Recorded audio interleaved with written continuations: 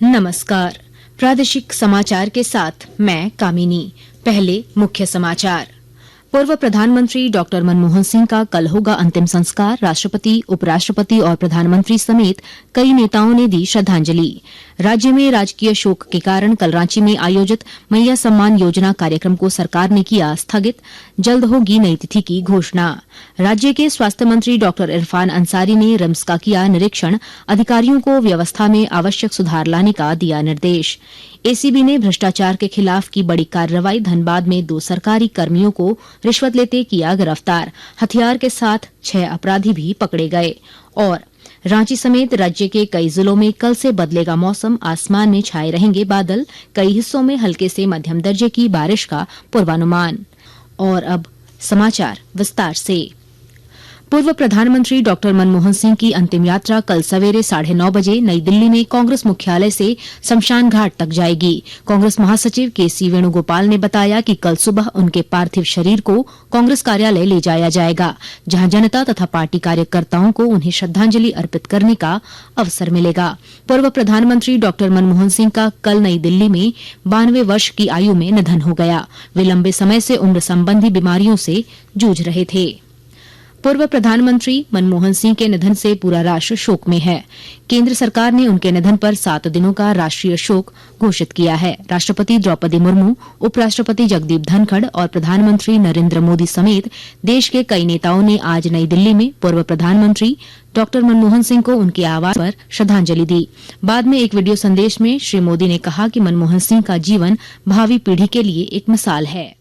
Doctor Manmohan Singh ji का जीवन उनकी ईमानदारी और सादगी का प्रतिबिंब था। विभाजन के उस दौर में बहुत कुछ खोकर भारत आना और यहाँ जीवन के हर क्षेत्र में उपलब्धियां हासिल करना ये सामान्य बात नहीं है। अभावों और संघर्षों से ऊपर उठकर कैसे ऊंचाइयों को हासिल किया जा सकता है, उनका जीवन ये सीख भावी पीढ़ी को देता रहेगा। एक नेक इंसान के रूप में, एक विद्वान अर्थशास्त्री के रूप में और रिफॉर्म्स के प्रति समर्पित लीडर के रूप में उन्हें हमेशा याद किया जाएगा।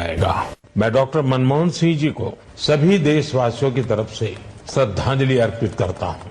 इधर झारखंड में भी डॉक्टर मनमोहन सिंह के निधन पर शोक व्याप्त है। राज्यपाल संतोष कुमार गंगवार और मुख्यमंत्री हेमंत सोरेन ने उनके निधन पर गहरा शोक व्यक्त किया है। राज्य सरकार ने 7 दिनों का राजकीय शोक की भी घोषणा की है। सरकार ने रांची के नामकुम स्थित आर्मी मैदान में प्रस्तावित मुख्यमंत्री मैया सम्मान कार्यक्रम को भी स्थगित कर दिया है। कार्यक्रम की नई तिथि शीघ्र घोषित की जाएगी। ओडिशा के पूर्व राज्यपाल और झारखंड के पूर्व मुख्यमंत्री रघुवर दास ने देश के पूर्व प्रधानमंत्री मनमोहन सिंह के निधन पर शोक व्यक्त किया है। रांची में आज पत्रकारों से बातचीत में उन्होंने कहा कि मनमोहन सिंह एक महान अर्थशास्त्री थे जो आर्थिक उदारीकरण के पुरोधा थे। पूर्व प्रधानमंत्री डॉक्टर मनमोहन सिंह का निधन निश्चित रूप से हम सबके लिए क्षति है। भगवान उसकी आत्मा को शांति दे और उनके परिवार को भगवान इतनी शक्ति दे कि इस दुख की घड़ी को सह सके। पूर्व प्रधानमंत्री डॉक्टर मनमोहन सिंह के निधन पर राज्य के पूर्व वित्त मंत्री डॉक्टर रामेश्वर उरांव ने भी शोक जताया है। डॉक्टर उरांव ने कहा कि मनमोहन सिंह आदिवासी हितों के संरक्षक थे। कितने अधिकार दिए, मनरेगा के रूप में दिए, फॉरेस्ट राइट एक्ट के रूप में दिए, आरटीई के रूप में दिए, आरडीआई के रूप में दिए, बहुत सारे अधिकार लोगों को दिए यहाँ के, जो पहले कभी नहीं हुआ। तो सचमुच में एक महान व्यक्ति थे, महान अर्थशास्त्री थे। झामुमो के केंद्रीय प्रवक्ता सुप्रियो भट्टाचार्य ने भी शोक जताते हुए कहा कि उनकी वजह से ही आज झारखंड की सभी आदिवासी सीटें बरकरार है। देश के यदि मूलवासी आदिवासी लोगों के साथ यदि कोई अन्याय होता है तो वो सही नहीं। और उस वक्त में केंद्र सरकार ने एक निर्णय लिया था कि झारखंड सहित जो नॉर्थ ईस्ट के स्टेट है उसको एग्जेम्प्टेड कर दिया था डिलिमिटेशन से। तो एक बहुत बड़ी याद झारखंड के लिए, आदिवासियों के लिए उनकी रही है। उनकी शिक्षा हम लोगों के लिए प्रेरणा है। आकाशवाणी के ताजा तरीन समाचारों के लिए आप हमारी वेबसाइट newsonair.gov.in पर लॉग ऑन कर सकते हैं। ताजा समाचार X handle @AIR news alerts और Facebook page All India Radio news पर भी उपलब्ध है। आप प्रादेशिक समाचार एकांश के X handle @AIR news _Ranchi और फेसबुक, इंस्टाग्राम पेज तथा YouTube channel AIR news Ranchi पर भी हमारे बुलेटिन सुन सकते हैं। प्रादेशिक समाचार आप आकाशवाणी रांची से सुन रहे हैं। राज्य के स्वास्थ्य मंत्री डॉक्टर इरफान अंसारी ने आज रांची स्थित रिम्स का निरीक्षण किया। इस दौरान उन्होंने विभिन्न विभागों और पेशेंट वार्ड का भी जायजा लिया। निरीक्षण के क्रम में स्वास्थ्य मंत्री ने रिम्स की खराब स्थिति पर नाराजगी व्यक्त की और अधिकारियों को व्यवस्था में आवश्यक सुधार लाने का निर्देश दिया। मौके पर स्वास्थ्य विभाग के प्रधान सचिव अजय कुमार ने कहा कि राज्य के सभी सरकारी अस्पतालों को दुरुस्त करने की दिशा में काम किया जा रहा है। विभागीय सचिव ने कहा कि रिम्स में सबसे पहले इमरजेंसी सेवा को दुरुस्त करने पर जोर दिया जा रहा है। अपराधियों के खिलाफ चलाए जा रहे राज्यव्यापी अभियान में पुलिस को एक और सफलता मिली है। पुलिस ने धनबाद से कुख्यात अपराधी प्रिंस खान गिरोह के 6 शूटरों को गिरफ्तार किया है। इन अपराधियों के पास से हथियार और कारतूस भी बरामद किए गए हैं। वरीय पुलिस अधीक्षक हृदीप पी जनार्दन ने बताया कि गुप्त सूचना मिली थी कि प्रिंस खान के गिरोह के कुछ अपराधी किसी बड़ी घटना को अंजाम देने के फिराक में हैं। इसके बाद कार्रवाई करते हुए उन्हें गिरफ्तार किया गया। पिछले 2 महीने में हमारे यहाँ ऑर्गेनाइज्ड क्रिमिनल्स के द्वारा 3 कांड किया था। इंदवाड़ी थाना अंतर्गत शिमला बहाल ब्रिज के पास से हम लोग क्रिमिनल को हथियार के साथ गिरफ्तार किया। हथियार के साथ साथ हम लोग कुछ गोली भी रिकवर किया। भ्रष्टाचार निरोधक ब्यूरो एसीबी ने धनबाद जिला अभिलेखागार कार्यालय के प्रधान सहायक संजय कुमार और उनके सहकर्मी सोमनाथ चटर्जी को आज 6,500 रुपए रिश्वत लेते रंगे हाथ गिरफ्तार कर लिया। एसीबी डीएसपी जितेंद्र कुमार ने बताया कि एक जमीन का दस्तावेज निकालने के नाम पर प्रधान सहायक द्वारा रिश्वत ली जा रही थी। वहाँ के प्रधान सहायक जो है संजय कुमार, उनके द्वारा जो है रिश्वत की मांग की जा रही थी, जिसका एसीबी के द्वारा सत्यापन किया गया। सत्यापन के क्रम में वो बात सही पाई गई और आज जो है एसीबी टीम के द्वारा जो है रेड किया गया। उनको तथा उनके सहकर्मी उन दोनों को रिश्वत की राशि के साथ रंगे हाथ गिरफ्तार। कोडरमा में साल 2024 रेलवे के आधारभूत संरचना में बदलाव के लिए जाना जाएगा और जानकारी दे रहे हैं हमारे संवाददाता।